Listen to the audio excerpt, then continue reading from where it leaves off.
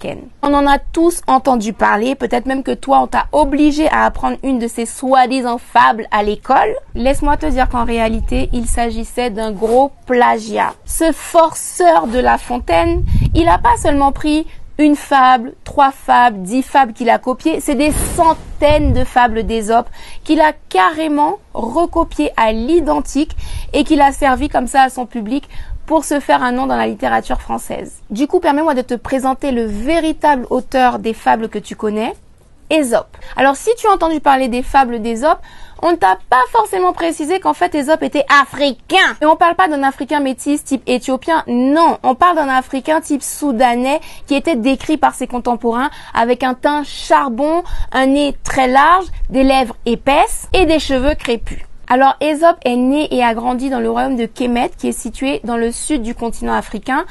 Et là encore, quand je parle du sud du continent africain, on parle de la version africaine de l'orientation du monde. Encore un autre mensonge appris à l'école qu'il me faudra défaire.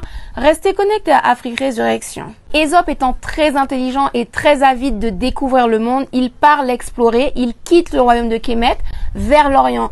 Sauf qu'il est capturé pour devenir esclave. Je vous passe tous les détails parce qu'on n'a pas le temps en une seule chronique. Du coup, si vous voulez tout savoir des aventures juste extraordinaires d'Ésope, je vous recommande le livre de Lilian Thuram, Mes étoiles noires. On fait avance rapide, Ésope se retrouve en Grèce où il est toujours esclave, mais celui qui l'a acheté remarque son intelligence et surtout il remarque que c'est un conteur extraordinaire. La particularité de ces contes, c'est qu'il utilise des animaux dans l'attitude de certains êtres humains. C'est ce qu'on appelle une fable. Et ça, les Grecs ne connaissaient pas du tout. C'est une tradition orale typiquement africaine. Du coup, le maître d'Ésope finit par lui rendre sa liberté par rapport à son intelligence et il finit par réussir à vivre du fait de raconter des fables. En fait, pour l'époque, c'était l'équivalent d'une télévision. C'est-à-dire que les gens venaient de partout le voir pour se divertir. Ces histoires ont rencontré un tel succès qu'elles ont survécu à son décès pendant des siècles. Et c'est comme ça qu'au XVIIe siècle, Jean de La Fontaine naît, grandit et force. Un gros forceur. Le mec s'approprie des centaines de fables d'Ésope. Il change quelques détails par-ci par-là. Il garde les mêmes personnages, les mêmes scénarios, les mêmes conclusions. Et il signe Jean de La Fontaine. Et le système français, bien content de répéter décennie après décennie dans les écoles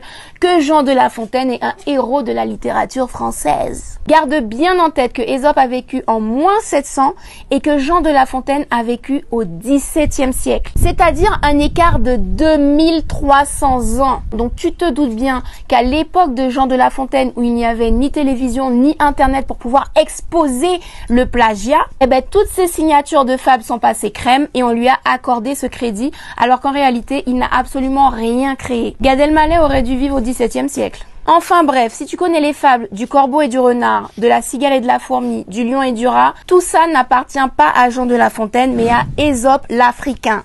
Donc s'il te plaît, répète-le à tes enfants, tes petits frères et sœurs. Mieux encore, partage cette vidéo au maximum parce qu'il faut absolument qu'on soit très nombreux à être au courant de ce genre de mensonges qui ont assez duré. Alors comme tu le vois, j'en ai tout plein d'autres mensonges qui attendent d'être révélés. Donc reste connecté à Afrique Résurrection et on se retrouve très prochainement pour une autre chronique.